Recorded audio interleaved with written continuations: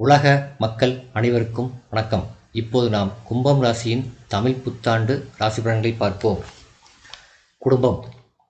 ஜென்ம ராசியில் ராகுவும் தனஸ்தானத்தில் சனி செவ்வாய் கூட்டுச் சேர்க்கையும் ஏற்பட்டுள்ளது. வரவை விட செலவுகளே அதிகமாக இருக்கும். உடல் ஆரோக்கியத்திலும் கவனமாக இருத்தல் நல்லது. உஷ்ண சம்பந்தமான சர்ம உபாதைகள் உடலை வருத்தக்கூடும்.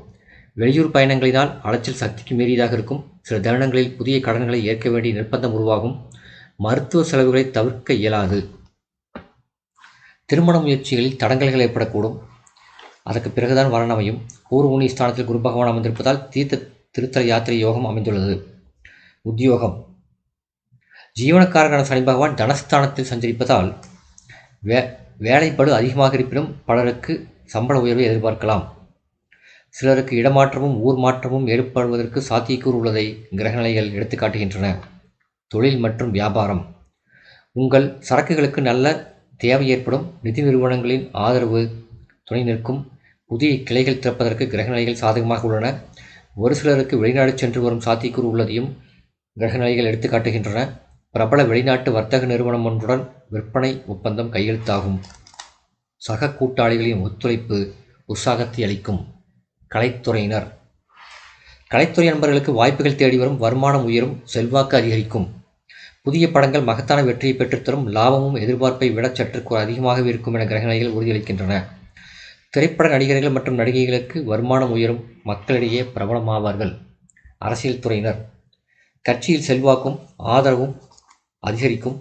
உயரதிகாரத்தில் உள்ள ஒரு பிரமுகரின் நட்பு உற்சாகத்தை அளிக்கும். ஒரு சிலருக்கு கட்சி மாற்றம் ஏற்படுவதற்கும் சாத்தியக்கூறு உள்ளது.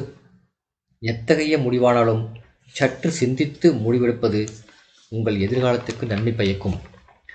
அவசர முடிவு எதிர்காலத்தில் ஏமாற்றத்தில் கொண்டுவிடக்கூடும் என சனி மற்றும் ராகுவின் நிலைகள் எச்சரிக்கை செய்கின்றன. மாணவ மாணவியர்.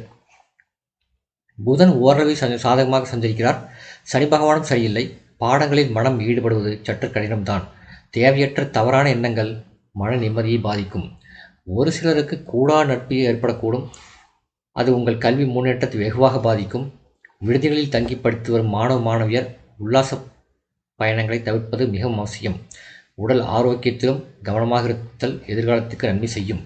விவசாயத்துறையினர். விவசாய வசதிகள் போதிய அளவிற்கு கிடைக்கும். ஆயினும் வயல் பணிகள் சற்று கடுமையாகவே இருக்கும்.